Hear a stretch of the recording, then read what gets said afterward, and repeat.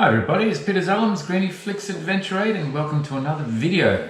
Today's video is about the quantum change in cooking in your adventure vehicle or camper or backup cooker when there's a power failure or whatever. It's all to do with having your own personal lithium battery power station, as I've got here, a iTechworld 1300p. So, does this work with a power station? Can I have this as one of my cookers in the camper, the Troopy, with this as my power unit for the induction cooker? Let's talk about this.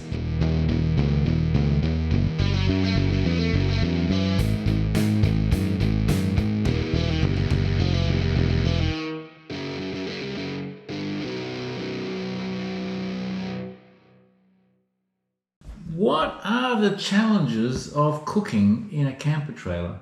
Your choices are cook outside, open fireplace, or out in the wind. Now, the type of cookers you could use are either a gas cooker, open flame wood fire, campfire, or some sort of liquid burner, one that uses methylated spirits or diesel or petrol. A whole bunch of different varieties available like that. As soon as you're cooking on an open flame of any kind, you're limited really to cooking outside, and then you're open to the elements, whether it be wind or rain or sun, heat, dust, whatever. If you want to avoid that, then you have to cook inside. As soon as you cook inside in a confined area, whether it be in a tent or a camper trailer or a van, then you have to obviously open up windows so you don't get asphyxiated with carbon monoxide poisoning and CO2 levels increasing to the point where you fall asleep and die. So is there a viable option? Technology has moved on incredibly, and the thing that's changed the whole world is low energy devices, which we're familiar in using, like iPhones and LED lights. The other thing that's also moved on is the way batteries are designed, and lithium is the technological advance that's changing everything. Even when you're thinking about how, and because I'm rebuilding the Land Cruiser now, the Toyota Troop Carrier Land Cruiser, I'm sort of evaluating what would have been applicable 12 years ago when I first got it, and when I started doing the modular design and whatever I needed for my trips around Australia. Now I have to rethink, well, paradigms of the past don't necessarily apply. So the way you used to wire up with a dual battery system within four-wheel drive has also changed. Yes, the dual battery system still is a good idea because your main cranking starting battery for the engine, and then you have other battery systems to power your refrigerator and lights and whatever else you need. But usually in the past, that's all been fixed to the car, which meant that you had to bring whatever you wanted to power to the car. But now with lithium batteries and portable power stations, that's the big game changer. The one that I've got here is the iTechworld 1300p, and this serves many functions now. It serves as a major power supply, still portable. It is heavy, but not as heavy as a lead acid battery.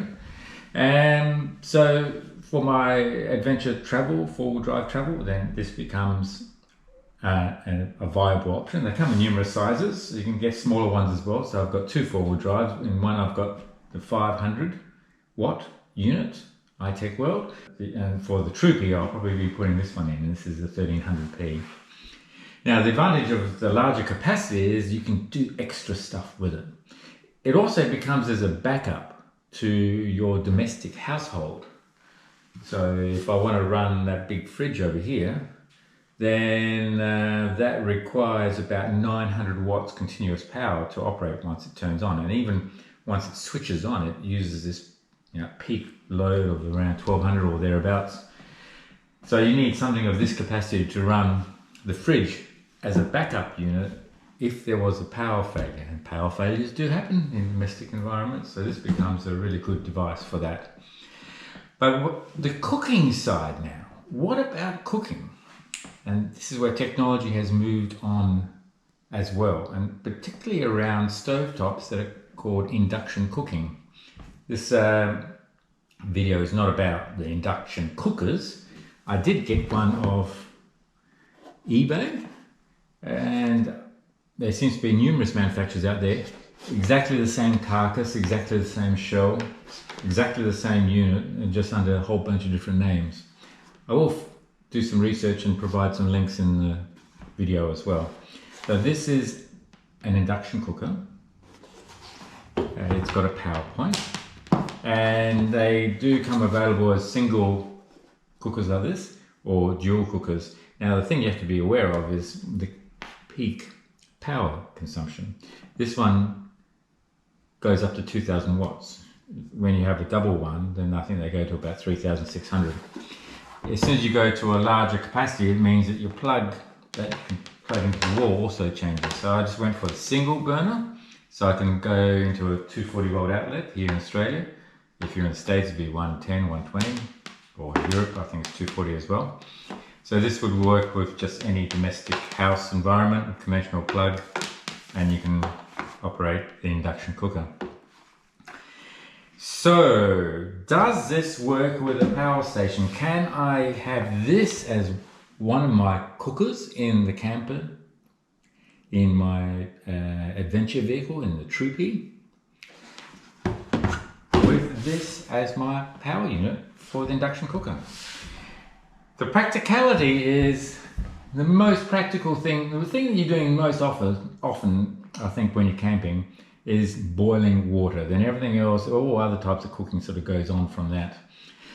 So I'm going to do the boil the water test. Can we boil up water as quick, if not quicker, with the induction cooker compared to maybe the gas cooker? I'll use the gas cooker in the background here. Okay, I think I've got everything we need. So we've got two pots. Look, they are similar as far as weight and amount of metal. They have slightly different surface area, but it's about the right surface area for the cooktop here. So I'll use one for the pan, one for the gas stove, and also one for the induction cooker here. Alright, so what do we need to know? Okay, we've got a couple of AC power outlets here, so we can just plug the induction cooker into one of those. That's pretty straightforward. And then I can just turn this unit on by pressing AC here. Okay. Power then is allocated to my induction cooker. It senses that power's gone to the cooker, and that's the reason why it beeped.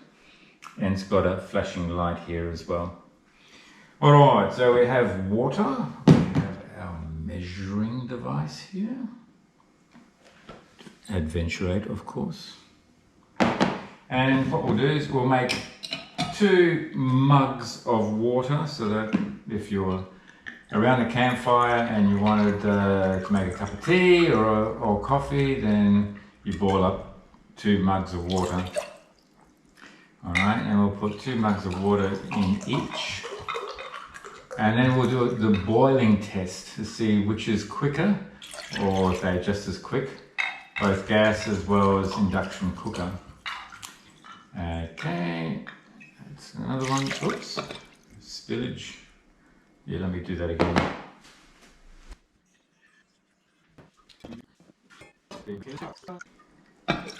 One and 2. All right, it's not the most scientific experiment. Nevertheless, we've got roughly the same amount in both pots, 2 mugs of water. All right, so on one we'll put 1 pot, and we'll put that on the gas burner here. The gas burner on that one is similar to an external cooker or for a camper or whatever, so much the same. Okay, so when I turn this on, it's going to cook the current that it draws, or the wattage that it draws, is going to be 1200 watts, which is in the capacity of this unit. And I'll just turn the gas cooker on maximum. So as soon as I turn this on, I've got to turn it on there.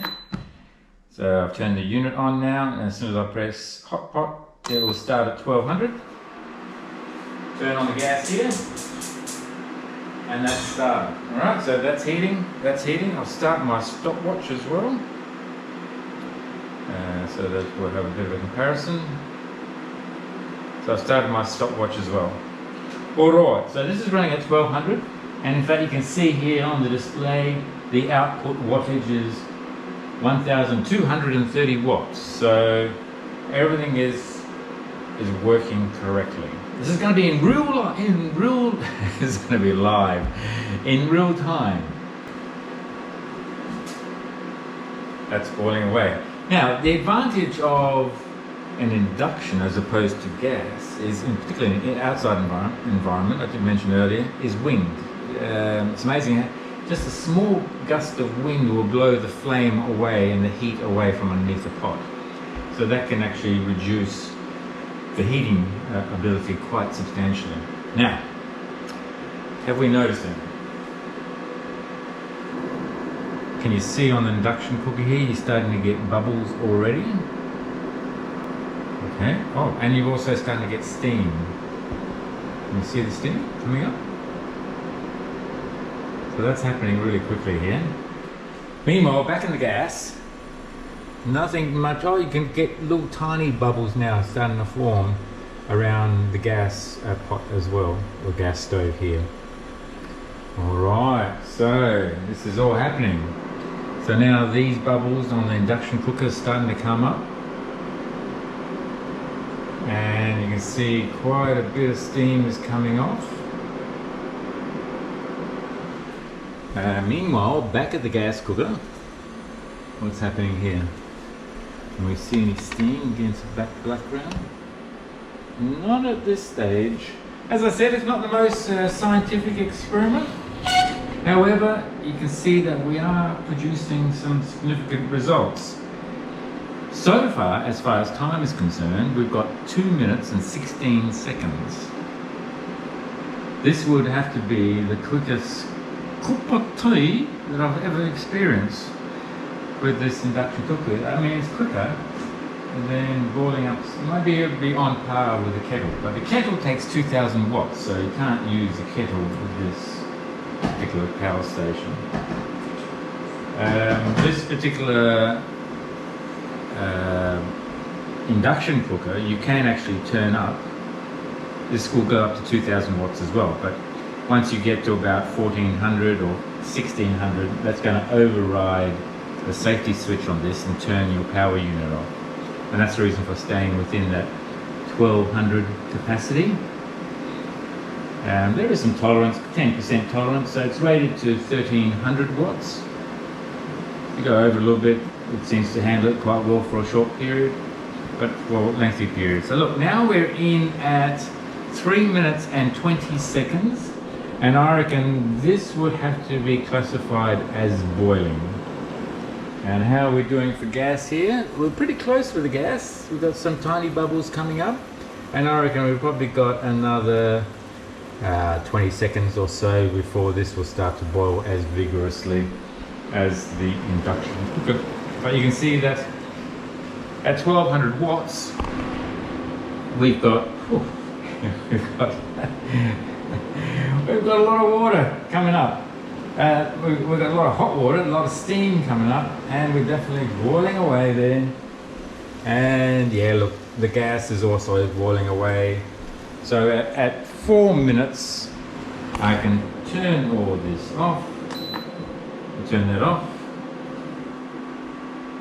and we'll turn off the gas cooker. Now, cooking with gas on a domestic stove like this in 4 minutes for a cup of tea is really quick.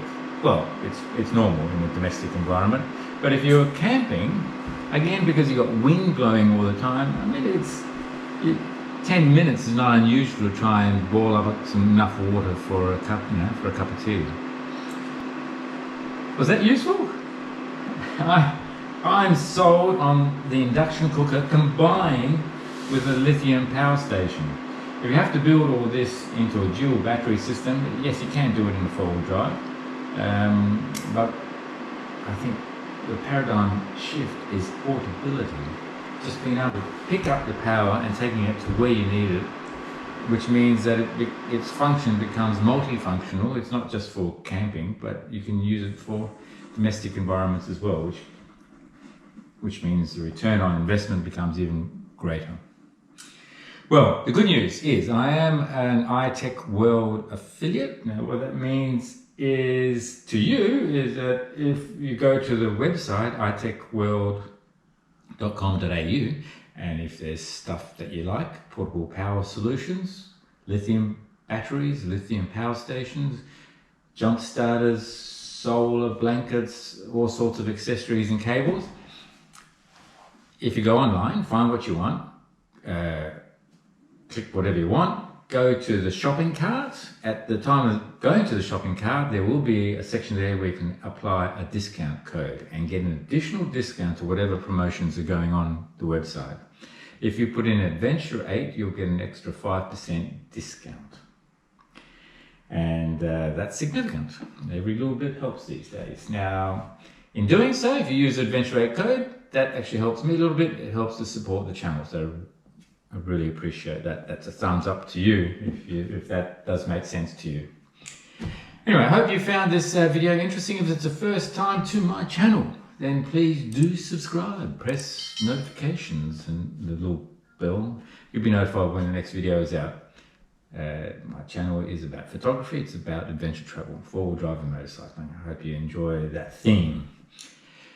If you like the video, give it a thumbs up. That supports the channel, the algorithm, etc. on YouTube. And I, of course, look forward to seeing you on the next video. Thanks for watching and see you again. Cheers. Bye.